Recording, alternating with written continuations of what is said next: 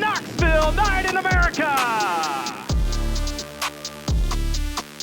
Hello, everybody, and welcome back to the first episode of Knoxville Nights here in 2026. Make sure that if you are watching this, you like and subscribe wherever you're watching. Follow us on social media.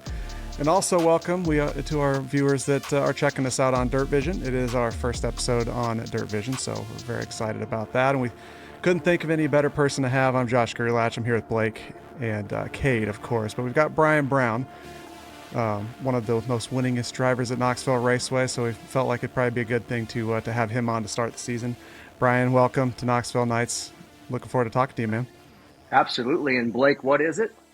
It's Knoxville Night in America. Not now, but it will be eventually. Well, it is Knoxville Night in America, right?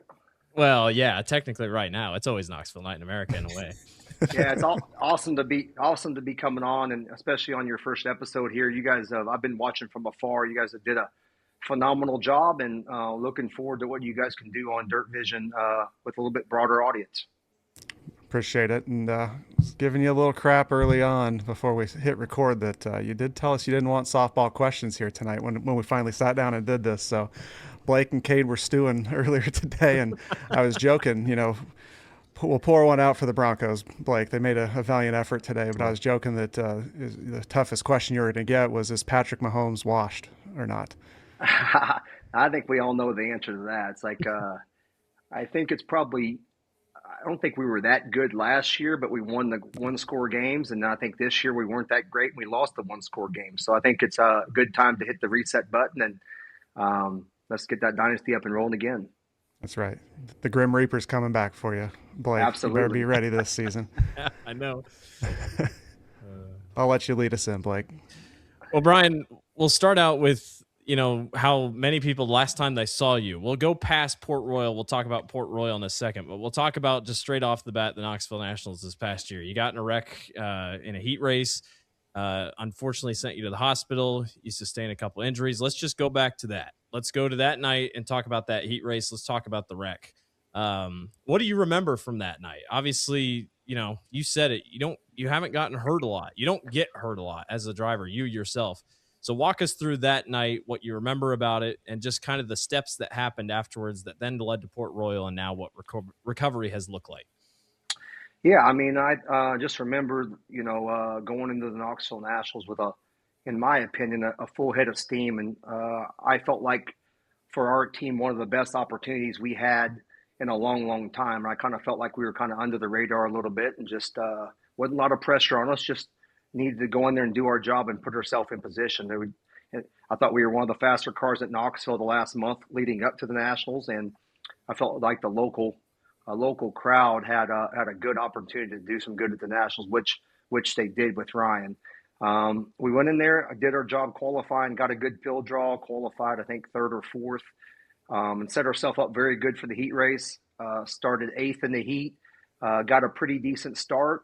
Got to, I think, fifth, and got chasing JJ there and just trying to get by and get going, because I knew that obviously fifth and fourth is a very, very important spot, and got a run off turn two, and the door closed at the last second, and I didn't have time to react, and into the fence I went. And at the time, I got out of the car and I felt okay. Obviously disappointed at the result, looking at the mangled car and knowing at that time my Knoxville Nationals chances were over. But I got out of the car, all right, and then I kind of reached up to take my Hans or my hybrid off, and I couldn't really move my hands. They were kind of just stuck in this position. So I went back to the pits and decided I needed to go and get kind of checked out. And I ended up getting a boxer break on my right hand, and then a broken scaphoid on my left wrist, and then broke this bone in my right hand or my left hand also. So kind of put a little bit of damper, not knowing. I hadn't been, really injured besides a broken shoulder in 2003. So this kind of was a new normal for us at that point, trying to figure out, okay, what can I do and what can't I do? And I was lucky enough to get into the Kansas City Chiefs Dr. Brubaker on Monday morning when I got home. And his thought was obviously the right hand would heal on its own, but the left hand, he thought with rest would heal on its own and I wouldn't need surgery. So he said, come back and see him in 4 weeks. So I planned on racing in 4 weeks and 1 day, based on that thought. Originally, when I heard scaphoid, everybody's like, "Well, that's the worst bone in your hand to break or in your wrist because it doesn't want to heal because it doesn't get blood." So I went back 4 weeks later, and he looked at it and said, "Man," he said, "this thing almost looks worse now than it did when you had the injury." So he said, "I'm not so sure we shouldn't just put a screw in it now and just get you healed right." And I said, "Well, I'm going to try to race tomorrow." And he said, "Well, wow." So he's like, "Just put that brace on and just see how you feel." He said, "Sometimes it just heals normally, and you don't, even though it looks like it maybe need to screw it, it won't." So I went to Port Royal, unloaded there, had a brace on my hand, had a couple different configurations of braces, and went out to hot lap, got out to hot lap with a brace that was probably the most uncomfortable one of the two I had, and went out there to hot lap, no brakes in hot laps. So I ran around there at Port Royal with no brakes, with a broken left wrist. So just kind of sketchy really at that point again. So, and the brace felt like shit. So like I ripped that brace off, and he said, "Whatever you do, you have to race with a brace." So I ripped that brace off, and now I pretty much have just a big oven mitt type thing on my left hand. So still no brakes.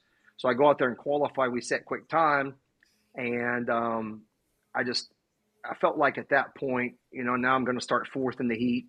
My brakes are iffy. I got an oven mitt on my left hand, and I just felt like I didn't want to do something that was going to affect another driver. It'd be very selfish of me to affect another driver, and maybe I get in a wreck and then cause somebody else to get hurt or whatnot. So I felt like at that point, if I can't race with normal gloves, with no braces, I don't need to do it. So I kind of took a step back and said I need to go home and really follow all the doctor's orders and see what he says. And so I kept going back every couple of weeks, and it was, it looks better. Now it looks about the same. And we got to a certain point, and he just said, "Hey, I feel like based on your schedule of a mid-January start in 2026, we just need to call this thing quits and put this screw in your wrist and get it fixed right, because we could kick the can down the road a little further than we want here. And if it doesn't heal, it could affect your 2026 season." So we had surgery on October the 8th, and here I am, mid-January, late January here, and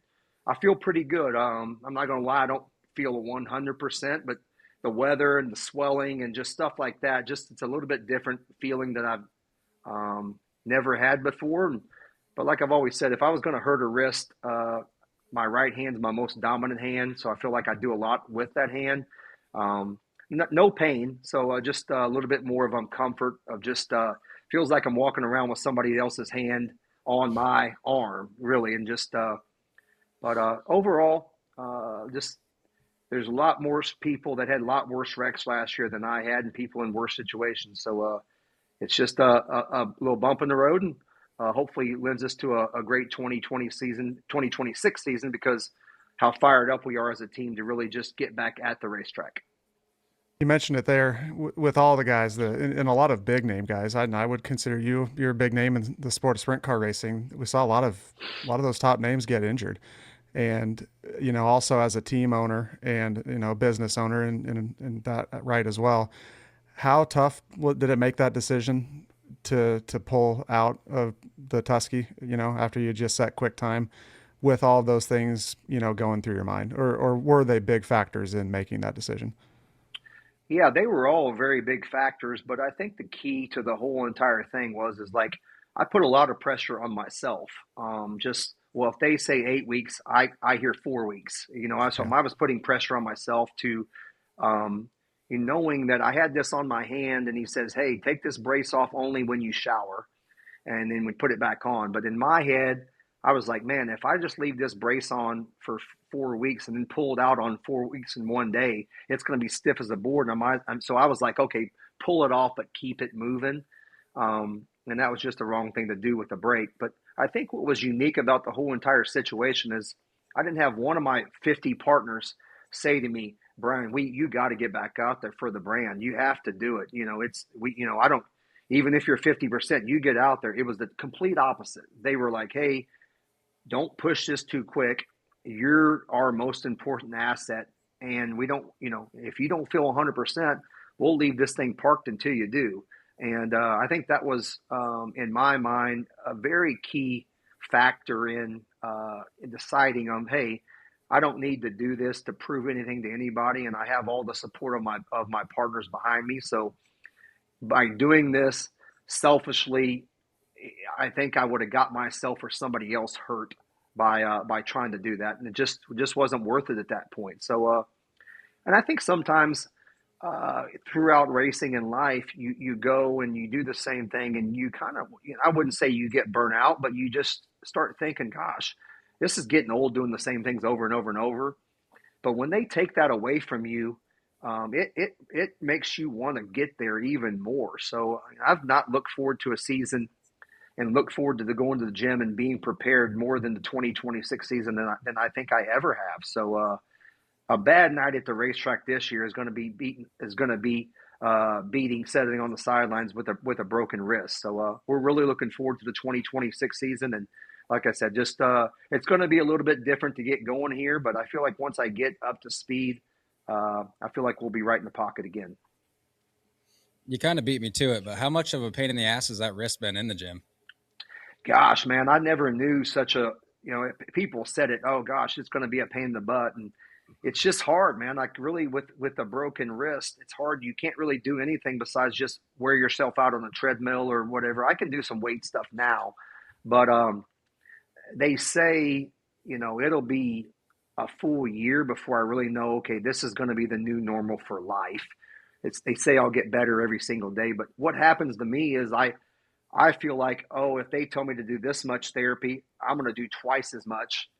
But when I do twice as much, all I do is kind of aggravate a little bit more, and then it gets swollen up, and I lose range of motion for a couple of days. So it's just it's trial and error, man. It's like, okay, do I want to put icy hot on it today or Ben Gay, or do I want to wrap it up? Do I want to keep it compressed? I just kind of got to keep a daily log of, okay, that's better or worse when I do this or that. So the best thing I had, I have a guy named Aaron that did a lot of my rehab with me. He works for the Chiefs also, or he did work for the Chiefs.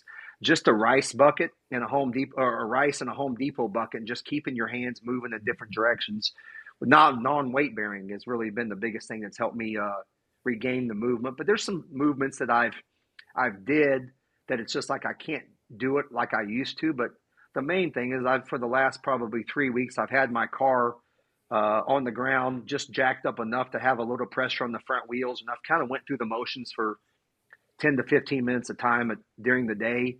And I feel like there's nothing there that I can't do. So that's my biggest concern at this point. Obviously the time off, it's your team, Brian Brown Racing, which obviously I know you're very proud of. Was there ever a thought to put anybody in the car while you were out, just to have the car out there, keep your team busy? Or was it always just, if you're not driving it, it's not going to be on the road? That's end of story. Yeah, I honestly, I made a call to Kyle Larson, if I'm being honest, like the night of the Tuscarora 50, because I was like, okay, if I'm going to put somebody in the car, it's like I'm going to put somebody that's obviously that can win, and obviously he could do that, and just we thought about him, and obviously I had a thought of putting Spencer Baston in, but he had some stuff going some different other directions. But my team's a little bit different than most, where I'm the owner and the driver. There's times that if things aren't going well, I just don't pay myself. So to keep us going up and down the road, paying a driver just didn't make a lot of sense. We would just be racing at that point just to race to keep a driver fed.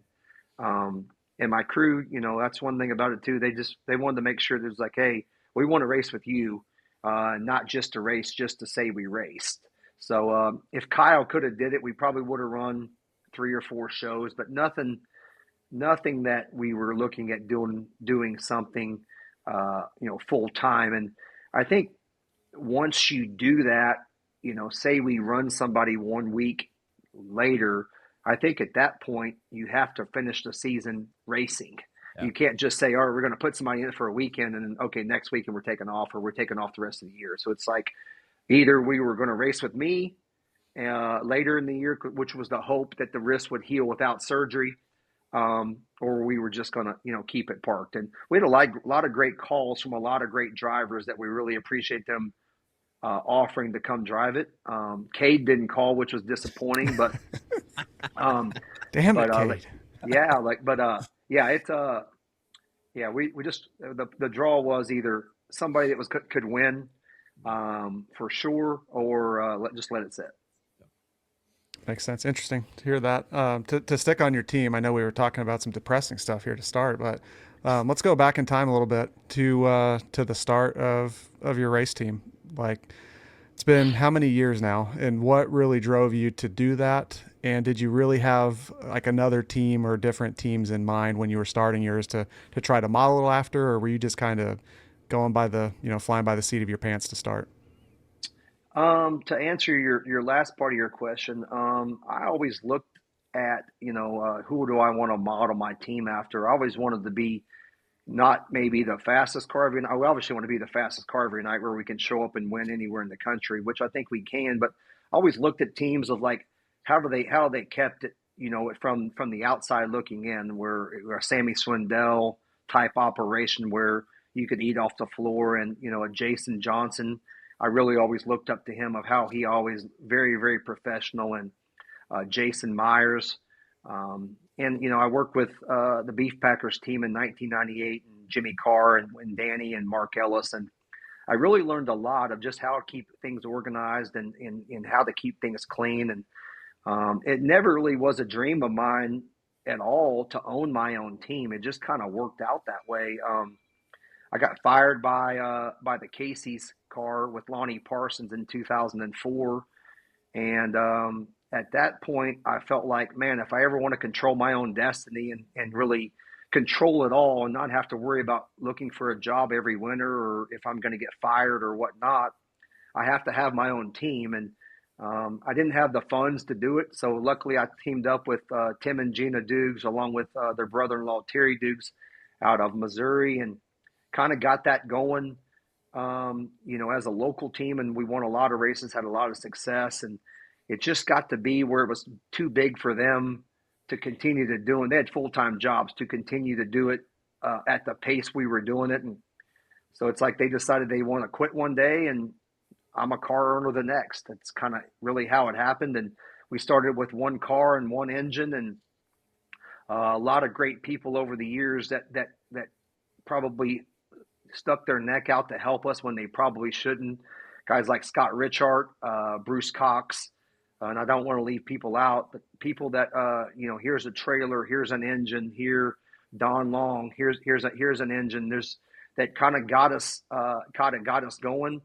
Was able to keep my car at Danny's shop for a long time, and then my stepdad Greg's shop for a little while until we could get our own deal up and going. And when Lonnie Parsons decided to retire from racing, kind of back up, I got lucky to meet Joel Quetchenbach from Factory Motor Parts when Super Clean was a sponsor of the Knoxville Nationals, and that kind of got me going with my own team with some funding. And then when Lonnie Parsons retired from racing in I think 2009 or 2009, that is, he Bob Myers from Casey's and Don Lamberti reached out and said, hey, even though we've been watching you, and even though we fired you 6 years ago or 7 years ago, we feel like that you're who we want.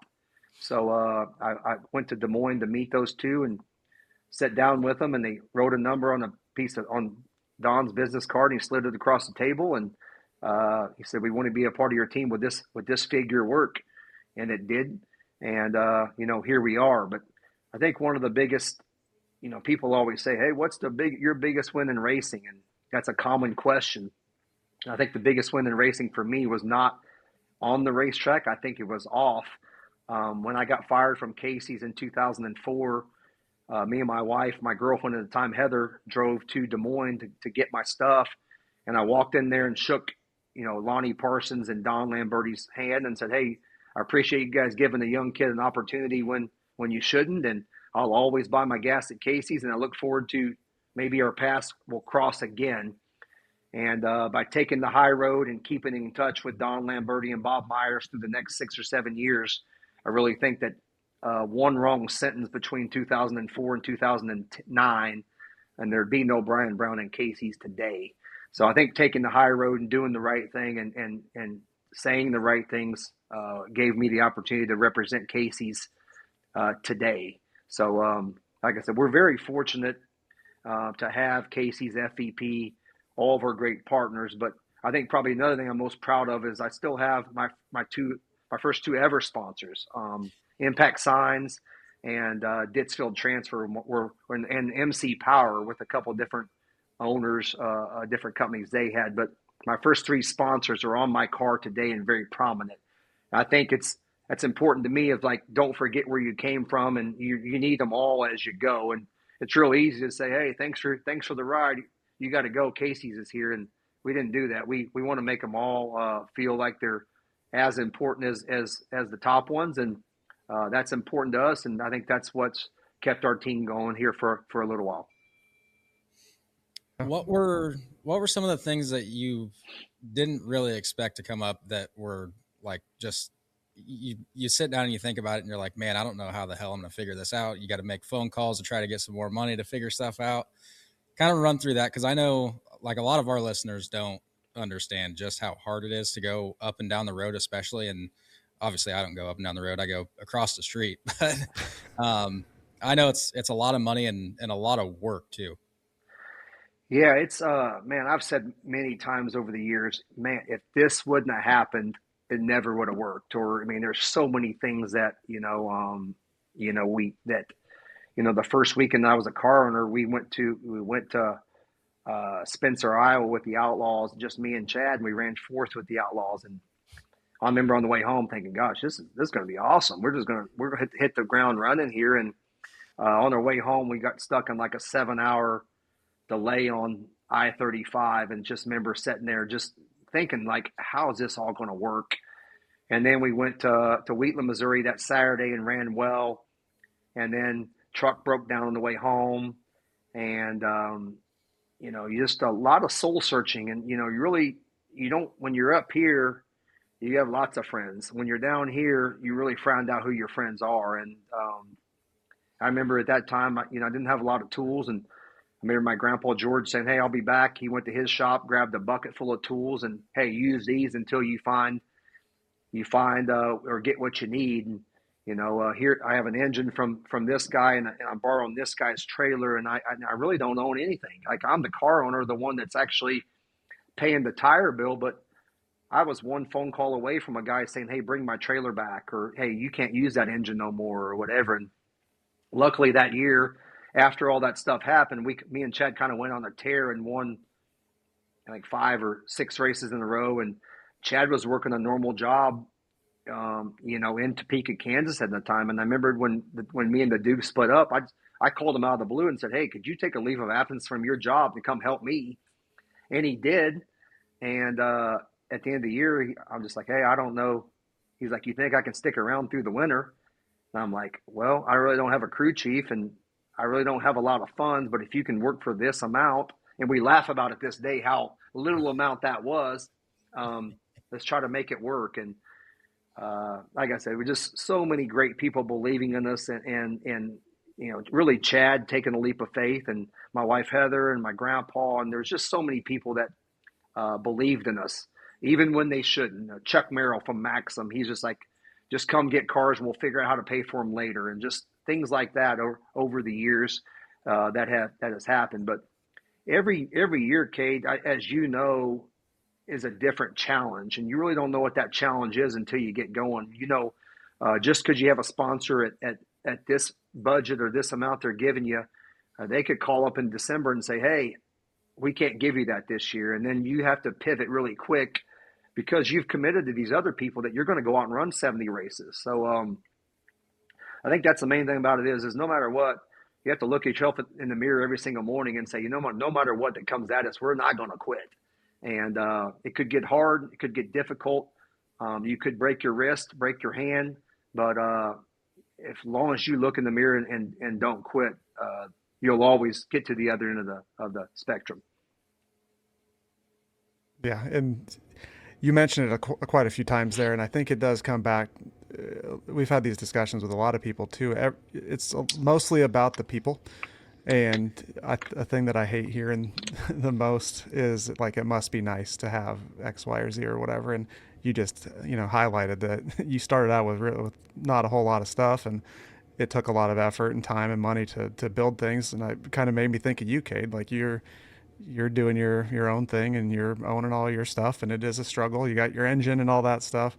Um, I know you see and hear it, but you don't tend to comment on it very much. But does the Knoxville Golden Boy stuff, has that ever gotten to you over time, or pissed you off? No, I consider that an honor, honestly. Like, Yeah. if they want to say I'm the Knoxville Golden Boy, like I've never dreamed I would even be called that. So yeah, I Yeah. think it's an absolute honor. It's an absolute honor to say, hey, you're a Knoxville regular.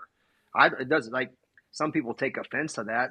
Oh, I don't want to be known as a Knoxville champion forever. I want to go to do this and go do that. You know what?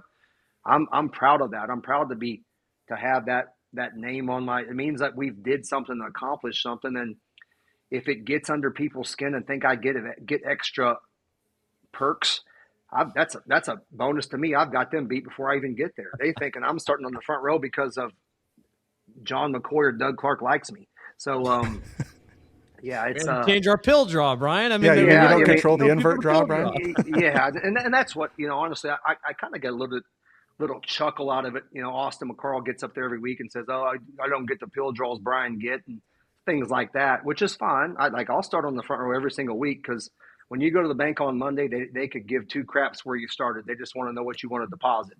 So it was good to start, over in Pella and drive by them all a couple weeks before the Nationals, and really get out and say, hey, okay, you want me to start 16th? I can do it again. I can do it for anywhere on the field. Just Yeah. if I get my car right, and if I can't, I can't. So yeah, it's to answer your question.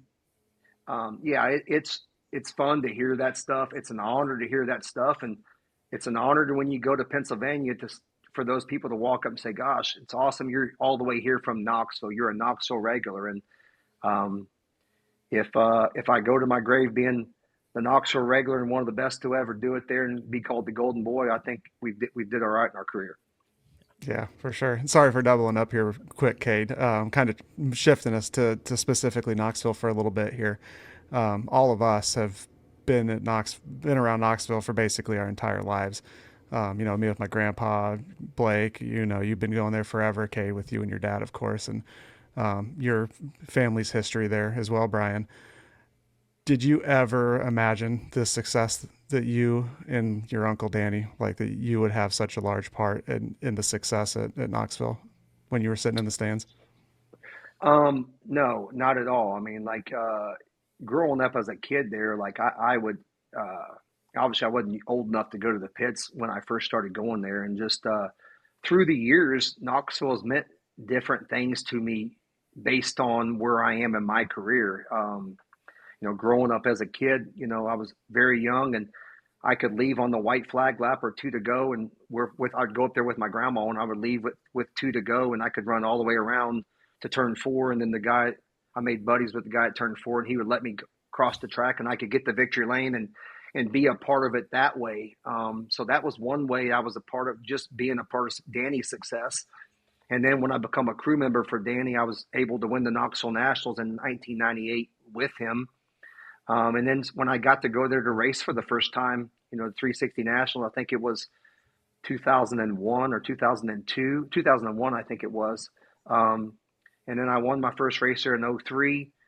And then having the chance to win my own Knoxville Nationals in 12, 13, and 14, running second. It just, time changes of, like, what you think of the place or what it means to you, or whatnot. And I think as I look back, I think I'm very grateful, probably more grateful and appreciative of those Knoxville National second place finishes in 12, 13, and 14 now than I even was when it was all happening, because I always just felt like, well, I got beat by Donnie this year, I'll beat him next year. And, like, as you know, Kade, it all has to line up, and you have to put yourself in position. And since that 2014 Knoxville Nationals, don't really feel like I've been in position again to capitalize on what I learned by getting beat by him. So, yeah, to really answer your question, it was cool growing up seeing Danny in his heyday just racking up wins, but I never dreamed I would even be in the sentence of Brian Brown won his first race at Knoxville, which is because I just didn't think that was in the cards. And then when you start winning a race or two, you rack them up, and you really don't really keep track until, you get to a milestone of, oh, wow, you just went by Randy Smith, or now you're catching Doug Wolfgang, or Terry McCarl, or Sammy Swindell, and you start mentioning those names, because I'm a very, very huge fan and historian of the sport. So when you start mentioning guys' names that I really have a lot of respect for, that's kind of when it gets your attention. And even though I think we've won 69 or whatever we are now, I feel like that I cannot wait to win 70, or really to get to work and try to win 70. And no matter what that number is that I am at, and whether it's 69 or whatever, I always get that text message from Danny on Sunday morning saying, hey, you only got 48 more to go. So he's not going to let me forget that he has more than me, and he's probably going to have more than me forever. But I think I think probably more than anything at this time, it probably means more to me to know that my grandpa sitting at home right now, that knowing that his son has the most wins in the history of Knoxville and his grandson has the second most wins. So that's got to be special for him. And that's really what just drives us to keep going and trying to just try to rack them up, because it's never was about the number.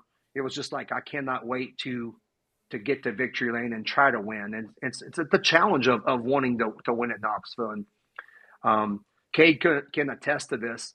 They all feel special. And to me, my 68th or 58th or 28th felt just as good as my first one. When you cross victory, across the checker flag, and you take that cool down lap and you go to cross the scales and you make that right turn into victory lane, there's nothing like it. I can promise you that. So, I'm looking forward to many more victory lanes at Knoxville, and hoping to add to the Golden Boy status as much as we can.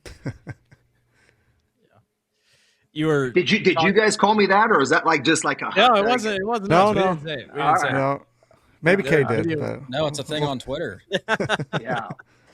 Everything's right on Twitter, bud. Like, it's on Twitter, it's true. Oh yeah, for sure. 12, 13, 14, runner-up, Knoxville Nationals. We sit here in 2026. You have another go at it coming at it here this year, obviously. And, there's a lot of guys in auto racing that they haven't won the big one, or they didn't win the big one. Mark Martin never won the Daytona 500. It took Dale Earnhardt 20 years, whatever.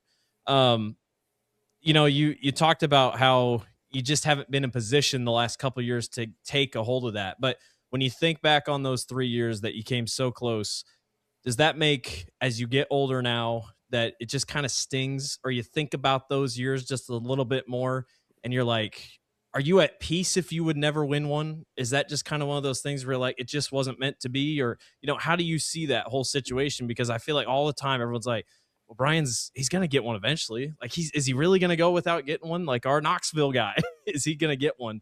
Is that just ever in your thought process?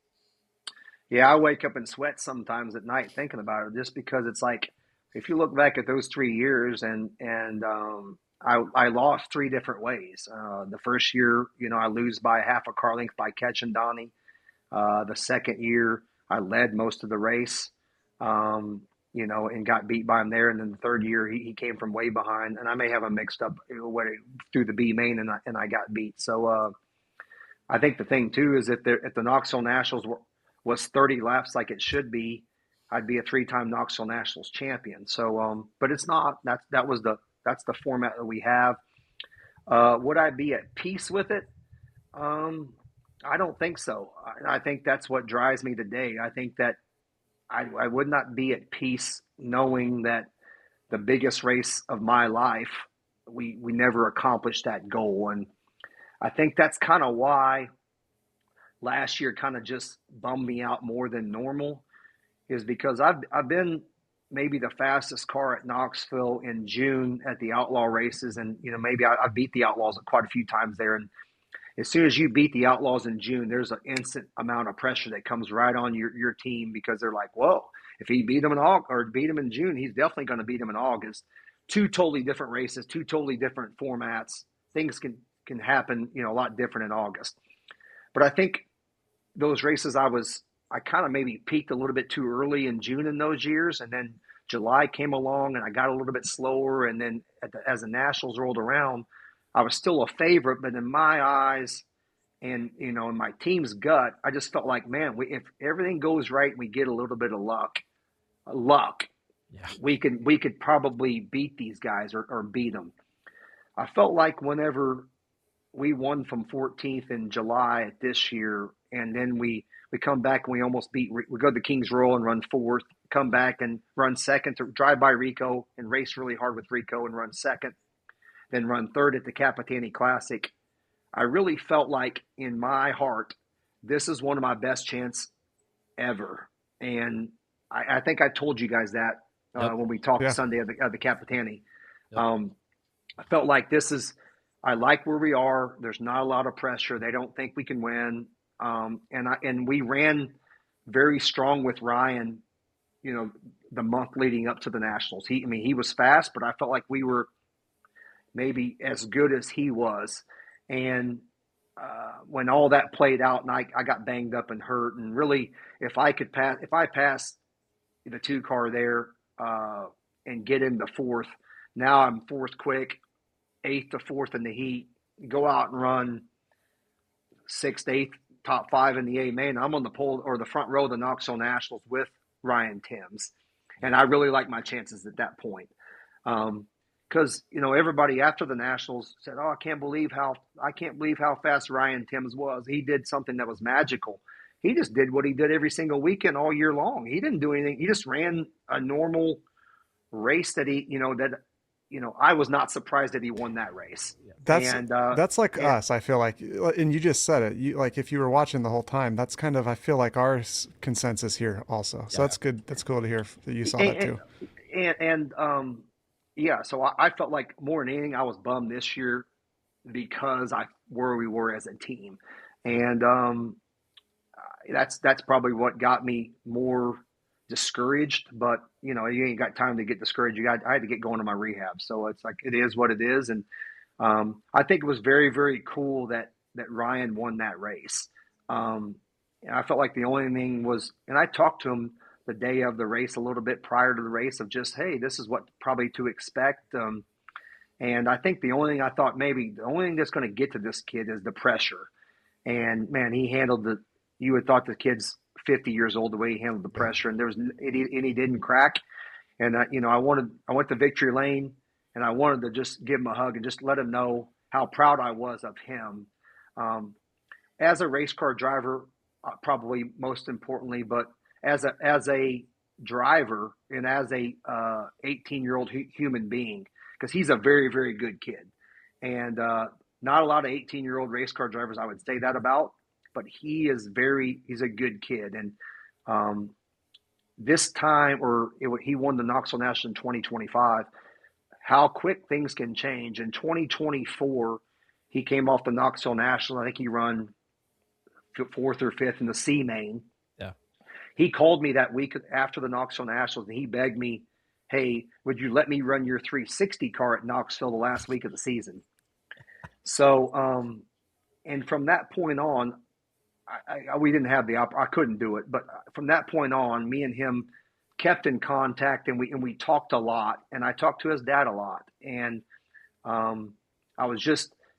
he's a kid that you wouldn't mind, if you were going to have an 18-year-old son, he's a kid you'd probably pick out because he's just a very polite kid, not very cocky, not the typical 18-year-old race car driver. And I was just proud of him to not only be a great kid, but the job he did at the Knoxville Nationals. And honestly, if I could have not have won that race, you couldn't have handpicked a better guy to do it. And he put a whipping on him, and something I was very proud of, the way he handled it all and how he handled it all week. And he ran 50 perfect laps, and he deserved to win that race. Can you imagine doing that at 18? gosh, man, I was trying to think. I was sneaking in Dingus at 18, not even racing. So it's like, no, not at all. And I think that's what's so cool is like he just. Yeah. I just thought I kept thinking, man, like a yellow with 3 to go, like that's worst case scenario. Like he's blasting through traffic, he's making all the right moves, and you know you're going to ride around there and think about that for 3 laps, and it just didn't bother him. He was meant to. He was destined to win that race, and I'm looking forward to him coming to Knoxville as much as he can in 2026 because he's the bar. And to me, you know, having him there and having Austin there a lot and having all the other drivers, if we weren't there pushing each other all week long, all year long, he probably doesn't win that race. But we, you know, with the old saying, iron sharpens iron, we all had a part in him winning that Knoxville Nationals. And yeah, I think that's the exciting part of Knoxville so tough. And you got to push each other, and all it does is make us all better every single week, and gets us prepared for the biggest week of the year. So just a confirmation, the 50 lapper is not your favorite. And I love Knoxville, and if they said we're going to run 250 laps, we'll figure out how to do it. So and there's not many things about Knoxville that I don't like. Yeah. I'm just not a huge fan of the pit stop. Yeah, you know, and I think if you're going to do the pit stop, I don't like the pit stop because I've been in a position where I feel like, okay, just run 25 laps here and don't mess up and stay in position. And it's 2 races and stay in position. I like if you're going to run, 50 laps, let's pay $100,000 to win at the break, and then pay whatever it is, 125 to win the lap. At least there's something. At least you're fighting for something. It's otherwise just ride around and then wait till the last 25 laps. And I really wish we could get kind of meet in the middle and hit it at 35 or I think we could go 40 if the situation was perfect, or if you're going to have if you had a few yellows, you could have fuel only, no touching the tires, no nothing, no changing tires or whatnot. What if we did that with the 50 laps? Because like Larson, when he won it, at least one of the times they didn't change 2 tires. years ago, he never changed the tire. Yeah. That's always been my thing, is like limit the adjustments, because it feels like you said, you can just run 2 completely different races, take big swings of your car, and that to me that kind of flies in the face of sprint car racing, Yeah, and I'd like to have tire samples done at halfway. Like to me, it's like that's a good point too. Like let's sample the halfway tires too, because that gets you in position. So it's like I always thought about that. Like if you're going to run doped up tires, run it the first half of the Knoxville Nationals. They're not going to check those. Those will land over. You know what I mean? I'm just I've always thought that. Like let's check it all. Like let's have it. Let's do the due diligence and do that. And I'm just not a huge fan of it. Like I said, I know why they did it for the 50th annual Knoxville Nationals, and they always say, "Oh, that's what the fans want. They want that long a race." But I've not met many fans that love it. I mean, most people I talk to, they just want whatever it is, and I feel like that's something they could do also. Of like, oh, if you're a ticket holder, you would fill out on the box. For the, the people that buy their tickets in advance, you get a say in, okay, how many laps do you want the race to be? And you check, I want 30, I want 35, or I want 50. And let the fans decide if that's really the case. And let's show the results of that. But it is what it is. It's their ball, their bat. Like I said, if they say, let's run 250, let's run 250 and we'll figure out how to do it. But I feel like if you want a sprint car race where everybody's giving their all every single lap, it needs to be 30 laps. You have what's your guys' opinion? Yeah, if you guys what's your vote? I go 35. Yeah. That first 25, it just feels like we're out for a Sunday drive, kind of. Like it just feels like, let's just settle in, do whatever, and then, you go about it. I wonder how many people, I know it's just kind of part of the circumstance. For 3 straight years, we've had our winner, our champion, has led every lap. The pole sitter has led all 50 laps now 3 years in a row. not much can change about that. You just have a good car. But are people getting tired of that? Are they like, man, 30, 50 laps, blah, blah, blah. It's an interesting topic. Yeah, They talked and they talked about it on Pitbull. Speaking of us being on Dirt Vision here, they talked kind of about that with the Chili Bowl and how Nick Hoffman and Hannah, Fender people, I understand they like their long races, but it's like that's not sprint car racing, in a sense. Also, Yeah. To me, the changes and stuff at the break is a big thing for me. I wish that you set your car up for your feature, and you don't usually get to work on it, change all these things, change shocks and whatnot. That's a big thing that I get hung up on. yeah, and it to me is a lot of different.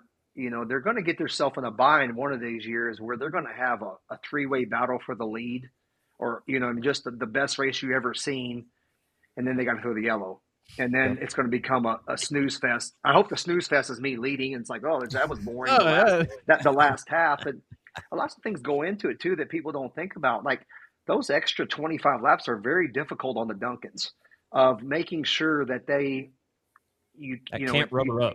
Absolutely. I mean, that's the biggest thing. And some of those 55 lappers, it has laid rubber. It's laid rubber the last 6 or 8 laps, which that's fine because that's a race within the race, and I don't look at that as a bad race. Now, if it lays rubber on the second lap, that can become boring. But I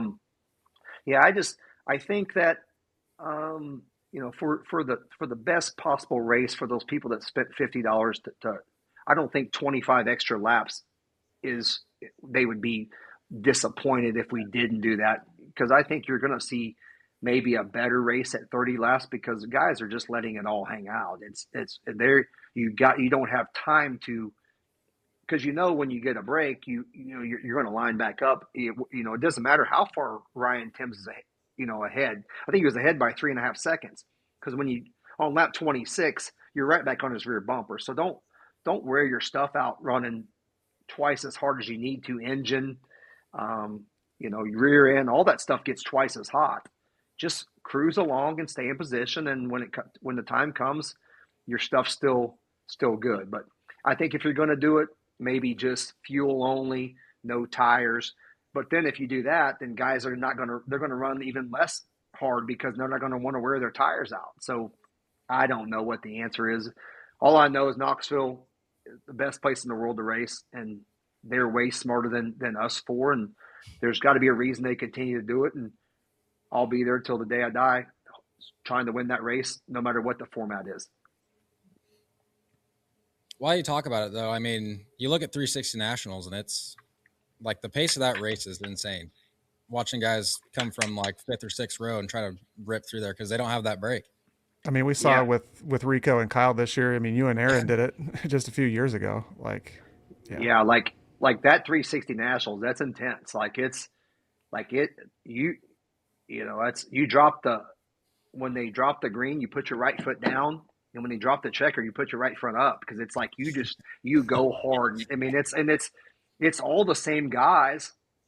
I tell people all the time, the best race sometimes of the whole week is the 360 Nationals final, just because it is. You're 1,000% right, Kade. It is. You run very, very hard, and it's hard with a 360. It's like you work on a guy for a couple laps. Sometimes it seems like to make a pass or whatnot, just because you jump the cushion, you lose your momentum. Here he comes back. It's a chess match, but it's hard to run that race at a slow pace. You run very, very hard for all 30 laps, and I think that's really what sprint car racing, for the old timers, for the people in the stands watching, that's what it's always been. That's what everybody loves about sprint car racing, is because you run for 5 minutes and it's done. This is not an all-day event where we're taking pit stops and adding fuel and changing tires. It's called sprint car racing for a reason, and that's why we all fell in love with it. Intense action throughout the whole. Absolutely. Even if it's 5 minutes, but it's an action-packed 5 minutes where stuff's happening all over the place. Absolutely. Putting a bow on this one, do you think our weekly show should be 25 laps? Would that make that much of a difference? Yeah, I think a lot. I think I like running 25 laps. I think a couple. I'll rephrase that. I like, as a driver, I like running 25 laps, because I think just the last 5 laps can really there's been lots of times on lap 17 or 18, it's like, oh, this is getting good, or this is going to get good. Well, the other white flag comes out. And I've won races or lost races that way. Those last 5 laps, the track can change a lot. You're in lap traffic maybe a little bit more, and the race gets better. As an owner, if you do the math, you can run your engines a lot longer. At 5 laps, do that times 20 nights. There's some laps you're saving on your engine. Every lap costs money, and lots of guys don't have the luxury of having 4 or 5 engines. So I think if you run a weekly program right now, it's 34 laps is what you put on your engine, including hot laps, qualifying, heat, and a 20-lap A main. Where if you go to an outlaw race and you make all the laps and you run the dash, I think you're going to be in the 50 range. So over time, I think that can come into play. And I try to look at things, from the driver and the owner, and from the littlest guy in the pits to the guy that has the most equipment in the pits, because it takes us all. If we didn't have a guy with 1 car and one chassis there on Saturday night, we wouldn't have a race. And that's we have to have us all. And we have to look when they make rules. It's not benefiting me or Austin or Ryan. Does it benefit Kade that has one car, 1 engine, and things like that. So you just got to look at the whole spectrum. And I think what's unique though, Kade, you just got to remember this: no matter what, you can only race 1 car and 1 engine at a time. And you sometimes, I know it can get discouraging with thinking, man, I don't have what they got, or I don't have a nice shop picture. This time of the year, people put lots of shop pictures of just cars lined up, and I know it's easy to sit there and say, gosh, I wish I had that. And we all do. But when you get there on Saturday night in April, they have the same things as you do. They can only run 1 car and 1 engine. And I think as long as you have that mindset of it doesn't matter what they have at home, there's no advantage for having 4 cars at home. They don't let you start towards the front. So just 1 car, 1 engine. And I think you should be proud, very, very proud of what you have built from the ground up. And every year will get easier because you're adding to your program. You're not, the first couple of years are your hardest. And then as you add to your program, next thing you know, as long as you don't crash, you'll have 2 or 3 cars, and maybe you'll have a couple engines, and it just will get easier. But if you crash and tear lots of stuff up, it won't. So I think that's the difference. Yeah. We know I'm good at crashing shit. Yeah. And believe me, I crash some shit too. I normally do not crash. I've crashed, probably took 2 of the biggest wrecks I've had in a long time at Knoxville this year. So it's like, I didn't have a lot of stuff left at the end of the year, but I think the moral of the story is all you have to have is 1 car and 1 engine. That's really all it takes. And the rest is how hard you prepare all week long and how bad you want it when you get there on Saturday night. I agree. It is funny you say that. A lot of people think like, oh yeah, this guy's got like 7 cars, he's set. And then you see it more often, especially like at the local shows, but you'll have a guy that shows up, like you're saying, 1 car, 1 motor, and he'll go out and kick their ass. It's cool. Yeah. And it's all about, how bad you want it. And I think looking back too, I thought about this when I heard a lot of people said, Ryan Timms, he didn't deserve to win that Knoxville Nationals. He didn't earn it. He hasn't paid his dues or all the things that the older people would say. You have to lose it before you can win it, and all the cliches. But I look back at what he sacrificed, what they sacrificed, and it started with him. He could have stayed living in Oklahoma City, Oklahoma all year long and just drove to the track on Saturday night, met the team, and then drove to Sioux Falls and then went back home. He chose to go to Rapid City, South Dakota and dedicate his life to that team, working on the car, doing tires, doing the cleaning, doing everything that the driver should do.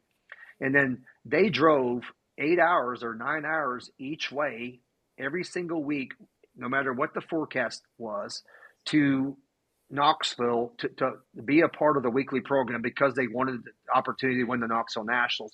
And they tested 3 or 4 times. So that right there, people that's just people just talking to talk when they don't really know what they're talking about. He deserved to win, and he earned that Knoxville Nationals, him and his team. So I think that is plant the flag in the ground for Ryan Timms in Knoxville that um, he just didn't start in the front row and get lucky. He put his dues in, even though he's 18 years old. He put his dues in 2025 to earn that right to win that race. And even the year or two before that with his own team, that was a cool part of last year. Like even starting this, we got to know Ryan a little bit and talked to him a few different times. And, there was a lot of low points, in whatever it was, 2024 with his team and a lot of struggles. And it is easy to overlook that, when somebody's at the, top of the mountaintop, but man, they were not good for a good stretch there. And, it's just that one opportunity, and we've talked about it many times. It's all about people, and you found a good thing with Chad, and you guys have had a hell of a lot of success together. And when it clicks, it does just seem to click. Yeah, we wouldn't have the success starting in July there. The reason we even tried what we did in July when we started 14th and 1 is because we didn't run good in the heat race, and we just weren't that great. And my confidence probably as low as it's ever been at Knoxville. And, we stood up in the trailer and he's like, hey, there's something you're probably not going to go for this, but there's something I want to try that I've been thinking. It's probably got about a 20% chance of working, but if it does work, I think we'll be very fast. And I'm like, well, we have zero. What do we have to lose? We're already starting 14th, and my car's crappy the way it is. So he went out and did what he wanted to do. We dropped the green, and we went straight to the front. We drove by guys like they're tied to a tree. And as I was racing, I kept thinking, now this is why these guys have been beating me, because they're doing this, and I haven't been doing this because I've been stuck in my old ways. So having Chad on my side is a huge, huge asset. He's like my best friend. We fight like brothers. But there's nobody in the world I'd rather go to battle with than him, along with Justin Lauer, my car chief. He's been with me for 4 years, and Devin Brennan, my tire specialist. He's been with me for 3 years. So I got 3 really, really good guys that believe in me, that even when I was injured, didn't say, oh, I want to go work for somebody else because you're hurt. They said, we want to work for you, and we're not going to work for anybody else until you are ready to come back. And I think, as a team, I think we have a stronger bond today than even we did this time last year. So, like I said, it's having Chad on my side, and Justin on my side, and Devin on my side, and people that believe in me and believe in our team.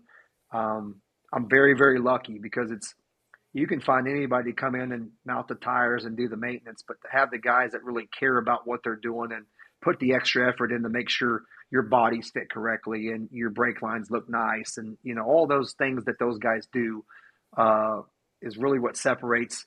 The proper preparation prevents piss poor performance, the 6 P's, and that's 1,000% true in auto racing. So we've talked about this on our show quite a bit over the last year, just with so many guys kind of jumping from car to car. And, guys that come to mind are like Gio, Spencer Baston, even Donnie. This is tied to what you were just talking about, that they can go from struggling in one car to looking like a hero, in another one. I'm thinking of like Spencer Baston, how he was struggling for a lot of the beginning of the year. He teamed up with, Silva, and then looked really good at the end of the season with the 17. Does that just even put a finer point on how the personnel that you have around you, that you could have won, if like in Donnie's case, you can be, have all these World of Outlaw championships, all the success in the world, but if you just don't mesh with your crew and your team, that can really hinder your on-track performance. Yeah, absolutely. And there's been so many teams that have been, when the driver gets plugged into a car, you think to yourself, man, that's a match made in heaven. They're going to go like gangbusters, and it doesn't work. It just, like Gio drove for Paul Silva for 2 or 3 nights, and Gio was at the top of his game, and the next coming of Kyle Larson, and obviously Paul Silva has great cars, and it just didn't work out. And there's been other times you're thinking this will never work, and it does. And I think it's just, when opportunities come together, and sometimes attitudes don't work together, and Sometimes things just run its course.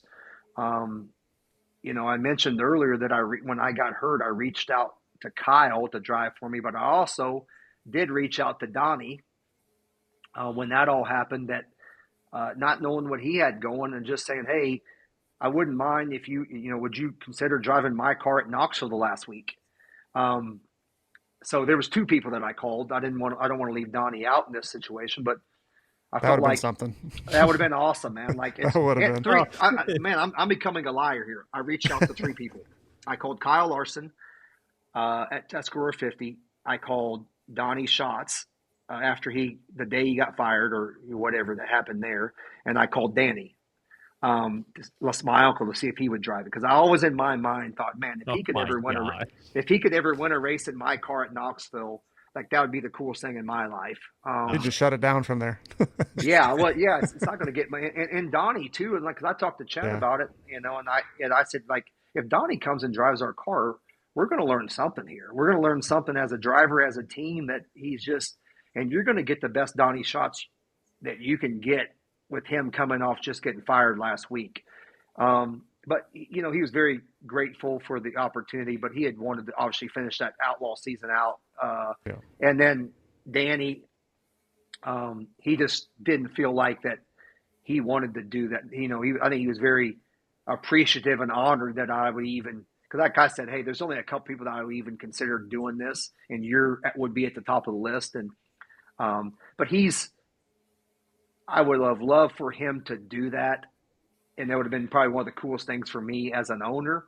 But I'm glad he didn't, because he has zero to prove, and the last thing we need is for him to go out there and get hurt and trying to, because everything's going to, he hasn't raced for 5 or 6 years, and everything is going to take a little bit to get back going, and he has nothing to prove, and he's one of the top 5 sprint car drivers in the history of sprint car racing, in my opinion, and he had nothing to prove by that. But selfishly, I would have loved to see that, or to be a part of that, and that would have been pretty cool. I'm lucky enough to have 2 of his Knoxville Nationals winning cars in my shop, which is pretty cool. So I think if he would have come and somehow if we could have won that race, we definitely would have retired that car also. So if I would have broke the internet. The merchandise sales would have been out of the. You wouldn't even know what to do. If I would have rolled that car out at Knoxville the last weekend with Donnie Schatz or Danny driving, it would have been pretty cool for everyone at Knoxville and everybody involved. But it just didn't work out, and you never say never. I would love. It's funny how things happen, though. I at the King's Royal at driver intros, I said to Donnie Schatz, just bullshit. And I said, hey, be cool to have you drive my car one day. When it's all said and done, I'd love for you to do it. I don't care where it's at, but I'd love for you to drive my car. And we like, ha, ha, ha, laughed about it. And then next thing you know, here's 2 months later, the opportunity came about. Legitimately offering it to him. Yeah. So, but those are 3 high profile drivers. And I think for those guys one of those guys to accept the opportunity would have just meant a lot for me as an owner. And as a history buff in the sport, I'd love to have Steve Kinzer drive my car, or Sammy Swindell, or Doug Wolfgang. And then there's only a few people that I really feel like that have really moved the needle for our sport, that we wouldn't be where we are today without them. And I mentioned some of them throughout the last hour, and we're lucky to have what we have now with our sport. I feel like it's as big as it's ever been, and is going to continue to grow. But without those growing pains that those guys endured in the 90s and 2000s, and the Ted Johnsons that keep us going, we wouldn't be where we are today. You mentioned Danny. I gotta ask it. Just before I even get started on this, every single time that I race my dad, we shit talk each other, as you should. But I always show him this video, and I'm like, see what happens when you poke the young guy? 2006 Knoxville Nationals. My favorite video of all time. I'm sure you caught all kinds of hell for it, for shit you still might. Was there a video board back then? I don't I think there don't was. think I so. don't think one you No, could use. no, not no. So that was you chopped Danny. Obviously you didn't see him. He wasn't where you could see him. Starts a whole shit show of a family deal down in the pits. Of course, I hate to see that. I race with my family. I know how that goes. Um, is it a lot more lighthearted looking back on it now and kind of just being like, wow, that was my uncle? Like, would it be a different deal if it wasn't your uncle? Probably so. I don't think it would have been as big a deal if it wasn't him. I think just the whole how it went down, and I think at that point I'd never made a Knoxville Nationals, and you know I made the comment at that time like I would have turned left on my mom to make the Knoxville Nationals. So it's and I wasn't trying to crash anybody. I was just you know Right. obviously anymore you know how it is if a guy gets a run out of your left side you just want to try to you don't want to try to put him in the infield, but if you can crowd him a little bit, just make the guy think going into turn three. It's and we just touch wheels. I mean, that's part of it. And Mm-hmm. I think if it was anybody but Daniel Lasowski, they probably would have crashed. How he saved that to this day is pretty unbelievable. And I think a lot of people think that my grandpa was mad at Danny because of how he was acting towards me under caution. But I remember my grandpa coming out to the edge of the track and just basically trying to calm us both down. And I believe, and I don't know this to be true, but I think Danny made a gesture towards my grandpa, which we can probably all imagine what that gesture could be, Yep. that sent my grandpa, got him very angry. So I think if me and Danny get together and my grandpa, and he doesn't do it to my grandpa, does my grandpa go down there and say anything or whatnot? I don't know. But what's unique about it is like, Danny and my grandpa, they spoke the next day like it was nothing. And me and Danny went probably 3 weeks. And I don't know how. I think I probably end up calling him. And if you would ever believe this, and you guys would probably don't believe this, we have never mentioned it to this day.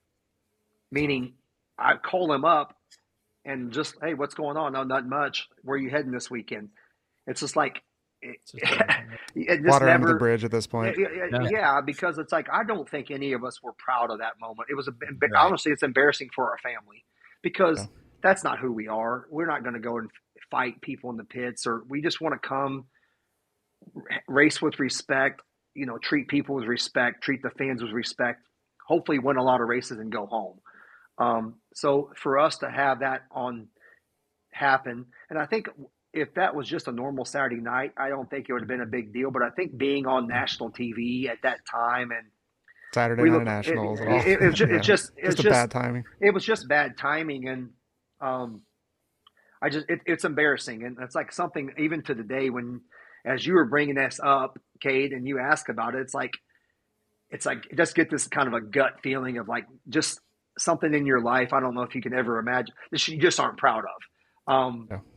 And if I can look back now and I could take it back, I probably would have just not tried to chop him at all. And I think run fifth in the B and save it for another year. And because it didn't do anybody any good. And probably more than anything, if it was just me and Danny, that's one thing. But when you involve my grandpa, as much as I love him and as much of a hero he is to me, that's just when it was like, gosh, I wish I wouldn't have did that because of the situation. But it is what it is. The important part is if we were looking back 12 years later and we hadn't talked and it was just we don't go to Christmas together, we don't go to Thanksgiving together because of that moment, it'd probably sting a little bit more. But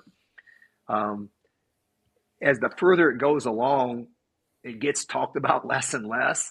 But I can see as anybody that on the outside looking in, it was a moment in time that you probably won't forget if you were around it or if you were there. And Kade, you had to be pretty young at that point. Yeah, I think I was 7 or 8. Yeah, I'm just getting out of diapers, dude. but you know, as like your dad's a gentle, kind-hearted guy with a soft heart. If something like that would happen with somebody on the track, he would have just probably not said nothing and gave the guy Very a hug and went on down the road. He's just, I've never seen him getting upset. So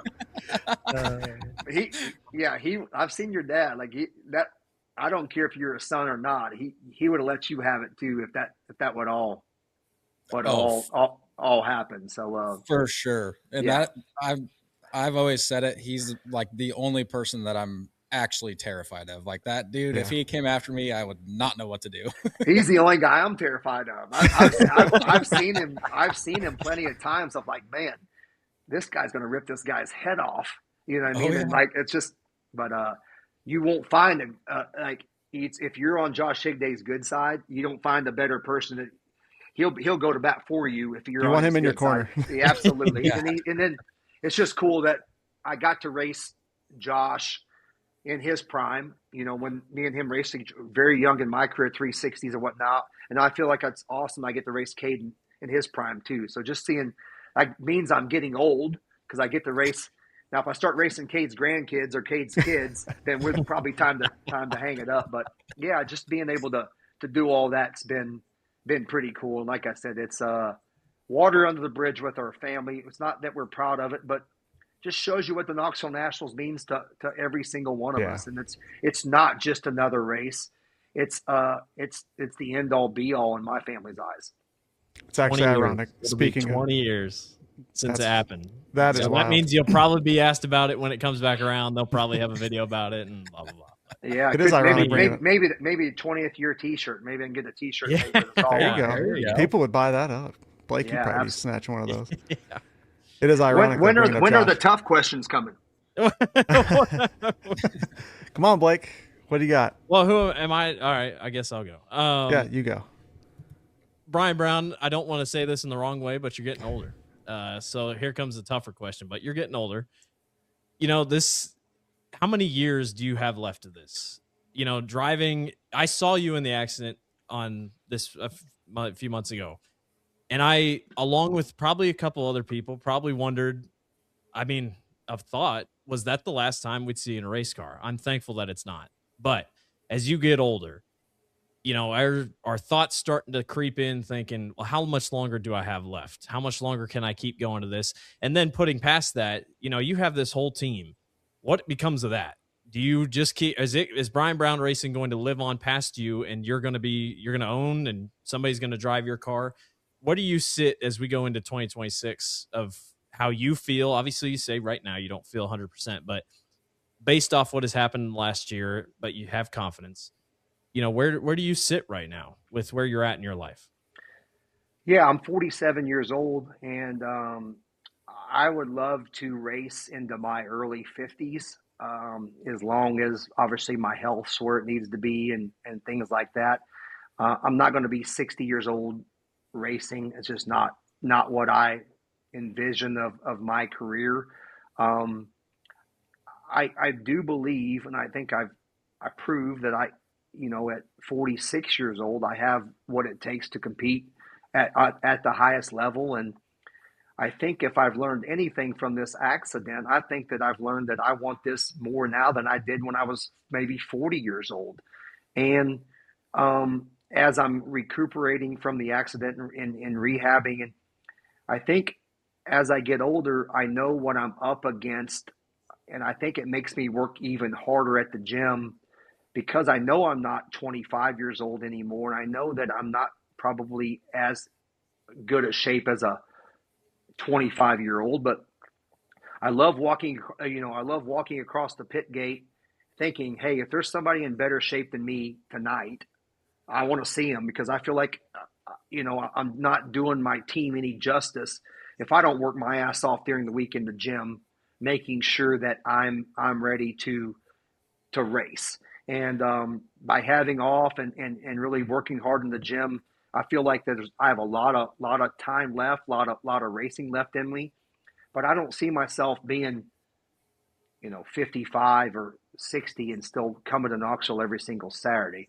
I think as I get in my latter years here, I think you may see me cutting back to say, okay, I'm just going to run Knoxville weekly and maybe 30 shows.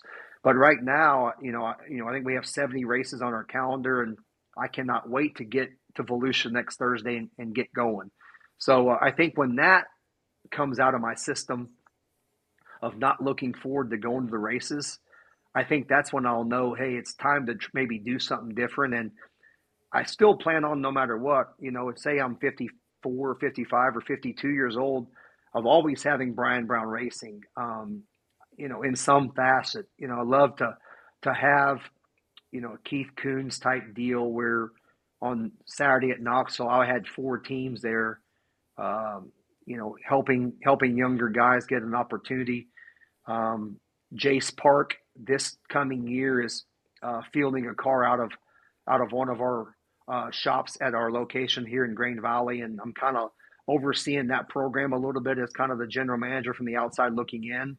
They're going to have all the same equipment that we do, so that's a little bit of an evolution of, okay, I don't have to own the team, but I can be a small part of somebody else's team, and help a young guy maybe take the next step in his career.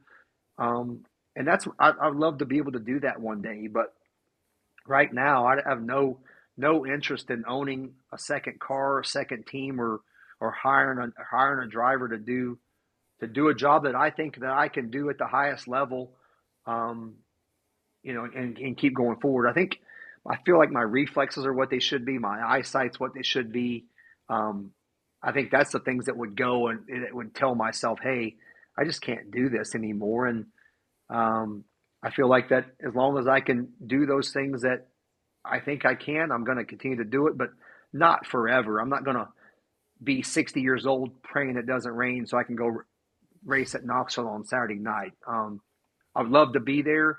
I always thought growing up, I'd love to have, my own teams, or as I have my teams, I would love to have multiple teams that raced at Knoxville on Saturday.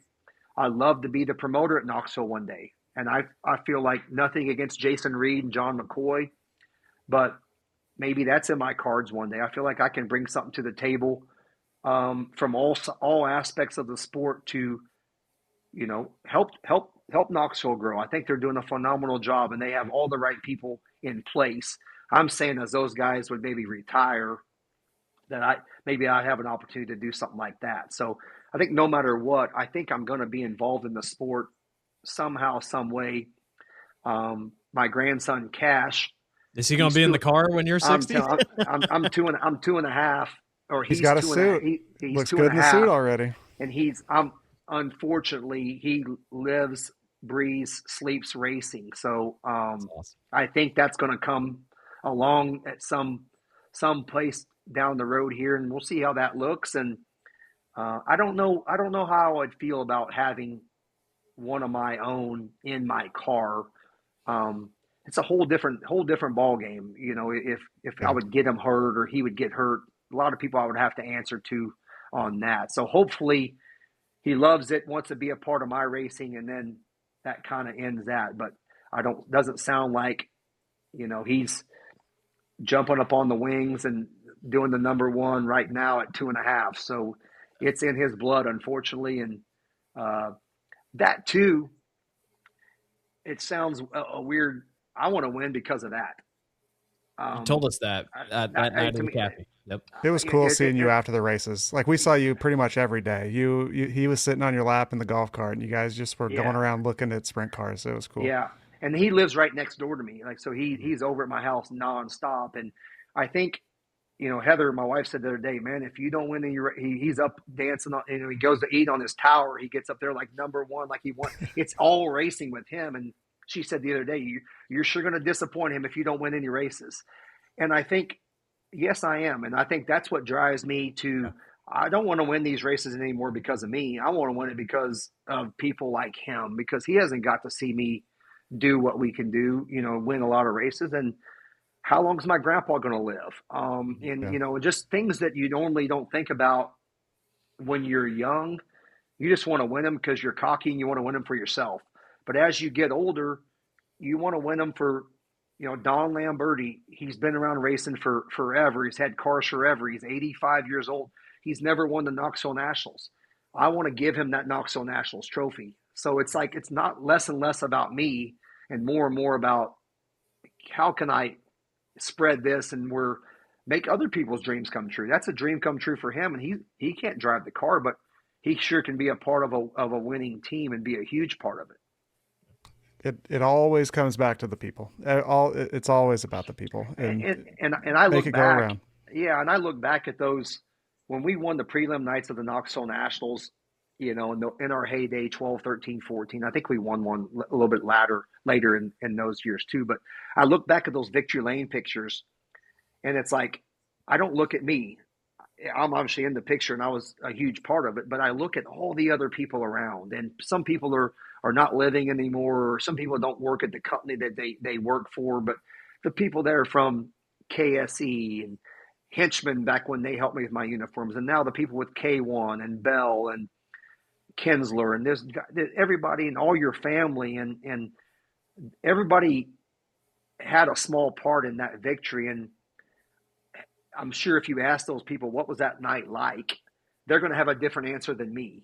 And, I've had several vendors say to me, thank you so much for inviting me in victory lane with you. That was so awesome. I've never got to do that before. And they're we have a huge group, and I look back and I can't even tell you I'm in the picture because I'm scanning to see, like, thinking about all the people. And I think that's, you're damn right what you said. It's a people business, and it's a lot. I've won races in Pennsylvania, and it's just been me and the crew, and that's cool to win those. And like that's a great. I want to win races no matter where I am, but it's extra special when you get the victory lane and you see people that sacrifice things, like my wife. She sacrifices a lot in her life for me to chase my dream. And to see when she's there, or my grandpa's there, or my dad's there, or whoever, it means those races mean more to me because of them. And I think that's this day and age. I want to go to the gym and work twice as hard and be ready to race twice as much because I want to win it for Cash and Grandpa and Heather and everybody involved with our team and all of our partners. I want to thank those people in 2026 by getting the victory lane that didn't make me put another driver in my car and didn't pressure me. Because that's what it's all about. It's, if you can't do it with the people you love doing it with, it's not worth doing it. Yeah, I think yeah, pretty much all that. So as we round things out here, I want to be respectful of your time. Really appreciate you giving so much time here tonight. Kind of we're touching on it a little bit ago. It got me thinking, the current landscape of the sport of sprint car racing. One thing that we have talked about on here before with some other guys as well. You mentioned that you want to, have a presence after you're done racing. We need that, you look at, sponsors, owners, what have you, they're aging out of the sport also. And we do need that new crop of owners, sponsors, et cetera. What do you think of the current landscape of sprint car racing, and with respect to World of Outlaws and High Limit, that rivalry, if you want to call it that, good for the sport, bad for the sport? What do you think? From an owner and a driver. I'll answer it maybe in a couple of different parts. I thought when High Limit started their midweek series, 12 or 13 races, I thought, man, this is going to be awesome. This is exactly what we need. Every person from California to Pennsylvania on Tuesday night is going to have their TV. We're going to be the center of the spectrum, whether it's Dale Jr. or Jeff Gordon or Mario Andretti or the farmer in Iowa. They're going to be tuned in on Tuesday night.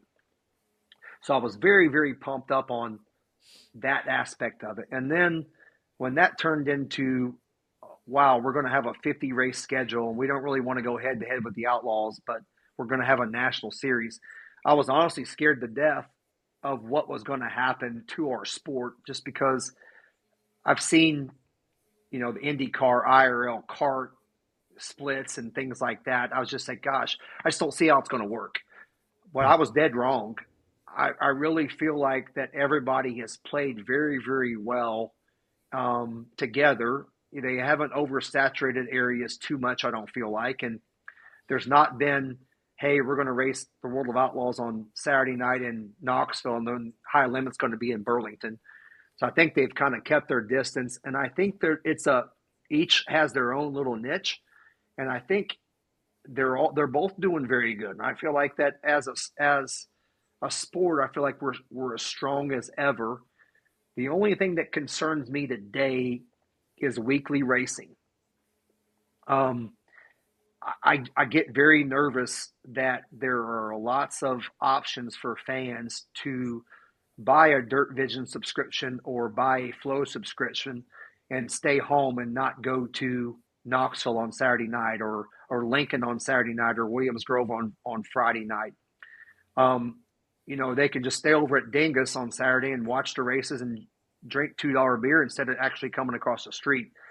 So I'm concerned that will weekly racing go away long term because they just can't afford to do it. Because sometimes at Knoxville on Saturday night, the crowds aren't great. And I know what it takes, just doing the math to run that on Saturday night. And there's got to be times they're losing money.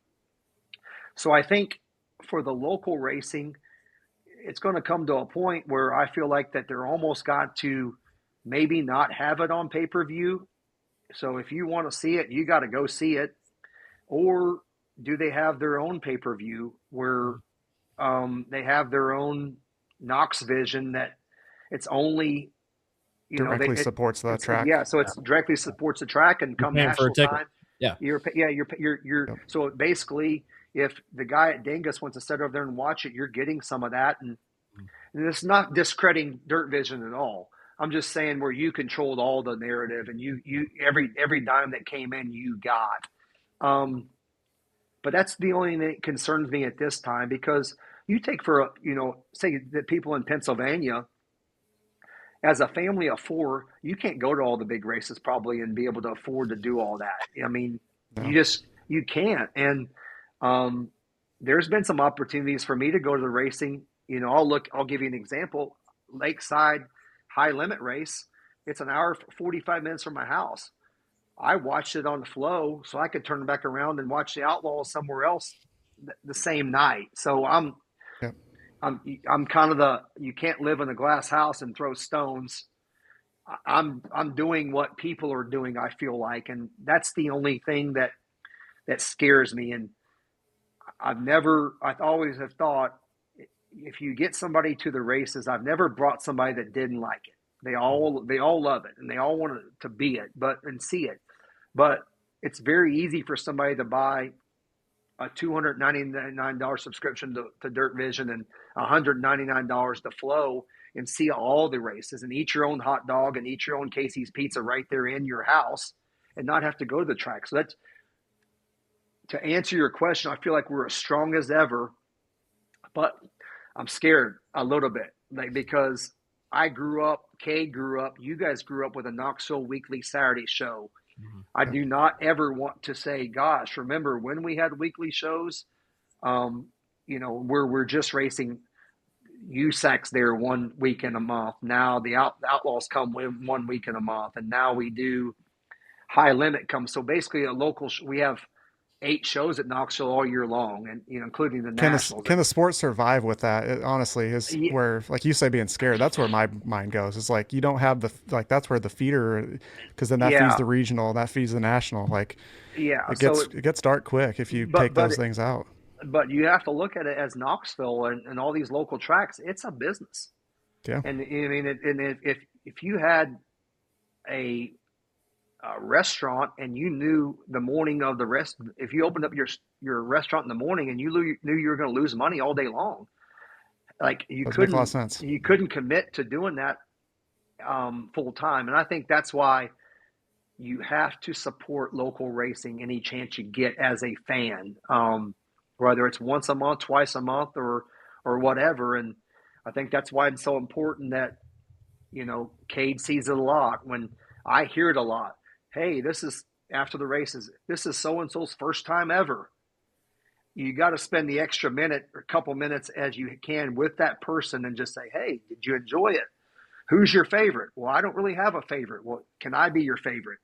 And you grow that sport, especially with the little kids, because it used to be the old guys or the young people were coming to watch the old guys. Now it's the old people are coming to watch the young kids.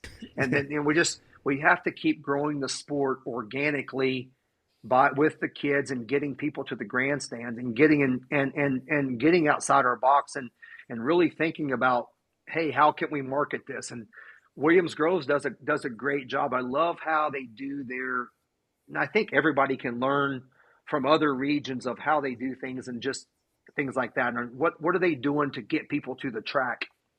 I love how Williams Grove does their tribute races. They don't do once a guy's passed away or a memorial.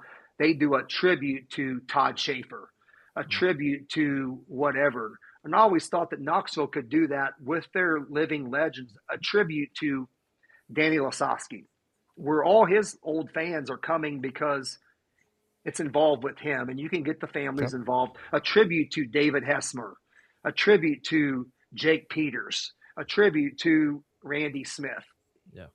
Of getting, so every Saturday night in June is just not a normal Saturday night. You have to make every night a special event. And the young fans get exposed to the, Knoxville legends at that point also. Absolutely. And I think that is how you get, maybe a guy hasn't came to the races since David Hessmer retired, because you know what? David Hessmer was his guy. Mm-hmm. Well, guess what? He may go there and say, you know what? That Kade Higday reminds me of David Hessmer, the way he drives. Mm-hmm. And boom, next thing you know, we got a fan. And it's, I've always been a fan of, like, open up that back straightaway as much as we can to the nightly sponsor and give out free tickets to that company. They did it a couple times last year. I know KPC does it, KCP does it, and I know that was huge. And but to me, how many of those fans have never been to Knoxville? Probably a lot. And wow, this is fun. This is good. Yeah. My kids enjoy it, and and then there's just so much that you can do that would help the narrative of they still can't get that dirt in their beer sitting in home in Des Moines or at Dingus watching. So what we got to get them there. Like, no matter what, get them there. No matter if they come because they hate me or they love me or they don't care. We got to make them come. And I think there's people that love Terry McCarl and now love Austin and Carson because that's the next step in their fandom. And there's people that love Dan Lasowski that may love me or may hate me, but they're coming because of the relationship of the last name or the relationship with whoever. So, to answer your question, I was very long-winded, and I enjoy talking about this stuff because it's very, I'm a fan, and I just get nervous of what could come for local racing. But to answer your question, I think Brian Carter has did a phenomenal job taking the World of Outlaws to where it is, because it was his idea to have Dirt Vision. He invested in Dirt Vision. That wasn't what it was. Where would we be without Dirt Vision and being able to race during COVID, having Dirt Vision? And then Brad Sweet and Kyle Larson, look what they've did for the sport and the things that they've did to make it better. And I think what's unique too is they all have their little niches. The Outlaws have their set of rules and the way they do their formats, and then you have the new over here that has the choose cone and the different things that that they do. But I think no matter what's never going to change is when you show up at a high limit race or a World of Outlaw race or a ASCS National Tour race or a Knoxville race, a weekly race, you better bring your tool belt, because you're going to have to beat the best of the best if you want to win. And these guys are very, very, very tough. There might be a guy running 13th one night and the next night they're winning the race. That's just how tough and how close our sport is. And every single detail matters on that race car and within your team. And then one little thing that you look over, that your next door neighbor, he's worried about that little detail. So it's just a lot's changed. And chassis dynos and torsion bar dynos and shock dynos and, engine dynos. It's just everybody's looking to collect data and they're all putting it to good use. And I think that's it's not going to get any easier anytime soon. Yeah. Well, Brian, we have talked for a while. We could probably talk for hours and hours upon end. So I think you're going to have to come back and do this again for a part 2 of some sort. We might have to catch you after win number 70 here this year, after the race or something. But we appreciate your time. And we can't wait to see you next week, Volusia. And then obviously we can't wait to see you in April. And we just appreciate you for joining us here on our first Dirt Vision episode here. Yeah, absolutely. It's been an honor. And I think no matter what, it takes us all as a sport to make it go round. It takes you guys to preach the gospel during the week and doing these podcasts and things like that. And telling everybody about how great our sport is. It takes Kade to come in here and give his analysis of out from the driver, and takes Kade being there every single week at Knoxville, making Knoxville what it is. And Blake, I know that I probably have never told you this, but I think what you did a couple of years ago when Tony Bachhoven was sick at the Knoxville Nationals is probably one of the coolest things that got thrown on somebody's plate, and you would have not have known. You probably couldn't shoot a watermelon seed at the time, but what you did that night was probably as cool as the other side of the pillow, as Stuart Scott would say, of just doing a phenomenal job on the biggest stage when you could have folded under pressure. And you did. I don't think I ever told you that, but as a fan, was very nervous, not knowing what you were going to be able to pull off, and you pulled it off like a champ. And maybe you had us all fooled, but you did a phenomenal job at that. And like I said, it's an honor to be on this show. I'd love to come back as often as you guys will let me, whether it's after a win or after something happens on or off the track. And like I said, you guys have came a long way in a short period of time, and you guys should be proud of what you've built here. And hopefully Dirt Vision lets you keep the train rolling, and I look forward to seeing what you guys put out there. Well, we appreciate it. Looking forward to seeing you on the track. It's a lot better when you're out there instead of being a fan like us. You let us do the fan, and you get out there on the track so we can talk about you. Yeah, I'm telling you, like, I don't know if I'm more excited to go race or my wife's more excited for me to go race. Get back in the damn car. Yeah, she's just like, I'm not used to you being here all the time, and I don't know if I like you being here all the time. So it's like, and I do want to thank her. Like, she's been the nurse, the psychologist, the cheerleader, all that in one. And these women in racing don't get enough credit because they have to be all those, and sometimes all those within the same week. And like I said, just wouldn't be where we are without her support and really, whether it's taking me to the doctor, wrapping me up, almost happened to wipe my butt when I had 2 broken hands. And fortunately, we didn't have to go down that route, but showering me or whatever. So, yeah, it definitely, she deserved her stripes on that piece of it, and very thankful for her also. Well, we appreciate your time. We can't wait for more wins. We can't wait for more post-race pizza photos at Casey's. We love those. We can attest. We love those photos when you're taking pictures of the. Yeah, we stop every night at Osceola, Iowa, and these people behind the counter are probably like, "What is this guy wanting to take a picture with us or whatever?" This guy again. It's crazy. It's the first week that we did that. The guys were like, okay, I guess you can come back here. I don't know if I should let you behind the counter, but you got a Casey shirt on. So we took the picture. Then the next week we came back. The guy's like, you ain't going to believe this. All my friends said they seen me on the internet. So it's like that turned into that guy saying every time we came in, how'd you do? Did you win? Are we going to get to take a picture? So it's like, next thing you know, that guy's a fan. You know, that's and awesome. I think that's the cool part about it. And being able to represent Casey's and all their almost 50,000 employees now, and FVP and Impact Signs and Andy's Frozen Custard, that's awesome, man. It's like I'm the employee that gets all the recognition of being out there representing the brand, but having them on my uniform is very special and something we don't take lightly. Well, Brian, we appreciate your time. We'll have you stick around here after we finish. That way your production stuff can download.